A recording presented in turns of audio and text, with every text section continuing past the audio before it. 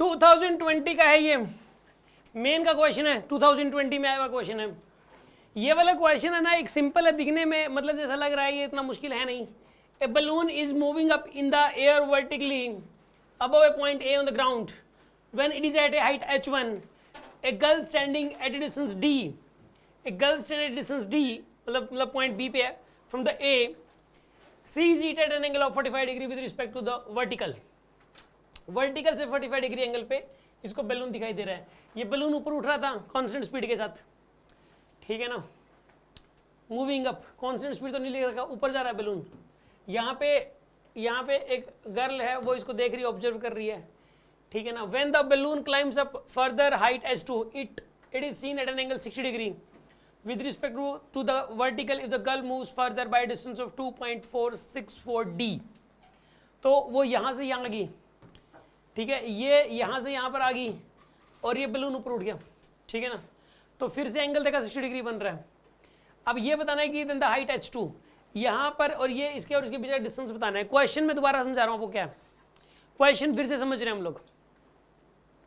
इस क्वेश्चन के अंदर ये बोला गया है कि यार देखिए आप, ये जैसे ग्राउंड है, ठीक है, और ग्राउंड के ऊपर एक बैलून है, वो ऊपर की तरफ जा रहा है, बैलून ऊपर की तरफ जा रहा है भाई। बैलून को 2 बार देखा गया, ठीक है ना। यहाँ पे जो ऑब्जर्वर है वो बैलून को 2 बार देखता है। इसके अंदर बैलून मान लो, लिफ्ट मान लो, एक बार तो लिफ्ट है जी यहाँ पे, एक बार तो लिफ्ट यहाँ पे, पहले क्वेश्चन ही समझते हैं इसके अंदर। यहाँ पर पहले क्वेश्चन ही समझते हैं हम लोग। ये पहले तो यहाँ पर है h1 हाइट पे, फिर ये यहाँ पे है, इसको 2 बार ऑब्जर्वेशन हुई है। एक बार ऑब्जर्वेशन हुई है इस जगह से, ठीक है, और जब उस टाइम ये बैलून यहाँ पे था, लिफ्ट यहाँ पर थी, ऑब्जर्वर यहाँ पर है पोजीशन बी पे, ठीक है ना। और अब दोबारा ऑब्जर्वेशन हुई यहाँ से पोजीशन सी से, यहाँ पे ऑब्जर्वर है, और इनके बीच का गैप दे रखा है आपको 2.464 डी। और डी क्या है यहाँ पे, सुन आप, यहाँ पे ये जो लिफ्ट जा रही है ना ऊपर, इस लिफ्ट के ठीक नीचे वाला जो पॉइंट है, ये वाला पॉइंट है ए। हाँ जी, ये वाला पॉइंट कौन सा बताइए, ठीक नीचे वाला पॉइंट कौन सा है यहाँ पे, ए।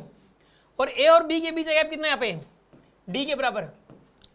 ए और बी के बीच का, तो सुनो आप ध्यान से, यहाँ पर ये ना ऊपर उठ रहा है लगातार, यहाँ से लेके यहाँ तक की जो डिस्टेंस है वो h1 है, ठीक है ना। ये वाली डिस्टेंस है h1, और ये वाली जो डिस्टेंस है, ये वाली डिस्टेंस दे रखी है आपको h2। यहाँ से यहाँ तक h1 और यहाँ से यहाँ तक क्या दे रखा आपको, h2 दे रखा। ऑब्जर्वेशन हुई है यहाँ से लेके यहाँ तक एक बार, तो इसके अंदर जो है ना, यहाँ पर इसे कर देते हैं हम लोग। एक बार तो ये वाली ऑब्जर्वेशन हुई ऐसे, और एक बार ऑब्जर्वेशन हुई यहाँ से ऐसे, 2 बार ऑब्जर्वेशन हुई है। एक बार बंदे ने देखा लिफ्ट को यहाँ से, और एक बार बंदे ने देखा यहाँ से। इसके अंदर जो है ना, पहले जो एंगल बन रहा था इसका, यहाँ पे इसके अंदर जो है ना, ये वाला जो एंगल है, this angle is 45 degree and this angle is 60 degree है। ये 45 डिग्री है, 60 डिग्री है। ये वाली डिस्टेंस है डी, ये वाली डिस्टेंस है यहाँ से यहाँ तक की 2.464 डी। देखो लिफ्ट ऊपर उठ रही है भाई, पहले h1 की हाइट पे थी, यहाँ से बंदे ने देखा वर्टिकल से 45 डिग्री पर, फिर ये लिफ्ट यहाँ पर है और h2 पर और चली गई, यहाँ से h2 पर और चली गई। अब देखा वर्टिकल से 60 डिग्री पर है ये लिफ्ट। लिफ्ट बोल दो, बैलून बोल दो। आपको इसमें ये बताना है h2 की वैल्यू क्या हो जाएगी इस क्वेश्चन में, ठीक है ना। यार ये ना सिंपल, इसके अंदर पहली बात तो कोई काइनेमेटिक्स का क्वेश्चन है ही नहीं है, सिंपल ज्योमेट्री लगनी है इसमें। सिंपल एक नॉर्मल, एक 10th का बच्चा भी कर सकता है, एक मतलब ज्योमेट्री का क्वेश्चन है, एक ट्रिग्नोमेट्री कह सकते हो, ट्रिग्नोमेट्री का क्वेश्चन है, ठीक है ना। सिंपल ट्रिग्नोमेट्री लगानी है एंड नथिंग एल्स। कोई इसके अंदर कोई फिजिक्स है ही नहीं, इसके अंदर कहीं इक्वेशन ऑफ मोशन नहीं लगनी। अब एक काम करो, पहले यूज दिस ट्रायंगल। अगर ये वाला एंगल 45 डिग्री है, तो आप मुझे एक बात बताओ, ये वाला एंगल कितना हो जाएगा, 45 डिग्री। तो h1 को क्या लिख सकते हो, देखो h1/d। मैं इसको ना एक बार ऐसा कर रहा हूं, इसके अंदर जो है ना, इसको सोल्व करते हैं अभी। यहाँ पे टेंजेंट 45 क्या लिख सकते हो बताइए आप, यहाँ पे tangent 45 perpendicular upon base h1/d। तो tan 45 1 होता है, तो h1 की वैल्यू किसके बराबर आ जाएगी, d के। अब यूज दिस ट्रायंगल, ये बड़े वाली ट्रायंगल का यूज कर लो। यहाँ बताइए h1 + h2 की वैल्यू किसके बराबर हो जाएगी, H1 प्लस H2 ये परपेंडिकुलर है, बेस कितना हो जाएगा बताइए, D प्लस में 2.464 D, ये हो जाएगा आपके पास बेस। हाइट हो जाएगी H1 प्लस H2 और बेस हो जाएगा ये वाला D प्लस में 2.464 D, ये बेस हो जाएगा। इज इक्वल्स टू ये वाला एंगल कितना है यहाँ पे 30 डिग्री, टेंजेंट 30, टेंजेंट 30 कितना होता है बताइए 1/√3। अब इसके अंदर एक इक्वेशन तो ये बनी और एक ये वाली बनी, इसमें निकालना था आपको H2 D की टर्म्स में। देखो H2 निकाल रखा है D की टर्म्स में, तो D की टर्म्स में कोई प्रॉब्लम नहीं है। आप H1 की जगह D लिख दो, बस सोल्व कर लो इसको। यहाँ पर H1 की जगह लिखो D, यहाँ पे लिखोगे D प्लस में H2, D प्लस में H2 into √3 is equals to, बताइए इज इक्वल्स टू, इसको इधर ले जाओ 3.646 पर को मैंने 3.464 था, 3.464 डी आ जाएगा आपके पास।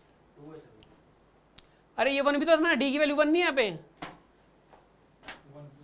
अरे सॉरी 1 प्लस ये डी को कॉमन ले लो, आप डी को कॉमन ले लोगे ना इसमें से, डी को कॉमन लेके लिखो आ जाएगा 3.4, ये इसलिए डी लिख दिया मैंने इसमें, इनको ऐड कर दिया यार दोनों को, इनको ऐड कर दिया दोनों को, आ गया आपके पास ये। अभी निकालना क्या बताइए, √3D plus H2 into √3 is equals to 3.464 D। अब बताइए √3H2 की वैल्यू कितनी आ जाएगी यहाँ पे, कितनी आएगी बताइए आप, 3.464 D माइनस में √3D, और H2 की वैल्यू हो जाएगी यहाँ पे 3.464 D माइनस में 1.732 D अपॉन में 1.732। इसको सोल्व करना है बस आपको, ऊपर 1.732 बच रहा है ना, इसका डबल कर दो ये आ जाएगा आपके पास, तो 1.732 D बच रहा है अपॉन में 1.732, कितना हो जाएगा यहाँ पर, ये डी आंसर आ जाएगा, answer is D, D option correct. समझ में आ गया होगा आपको, क्या कह रहे हो, सुनो पहले इस वाले ट्रायंगल का यूज किया मैंने, H1/D is equal to tangent 45, यहां से आ जाएगा H1 इक्वल टू D आ गया, ये समझ में आ गया यहाँ तक।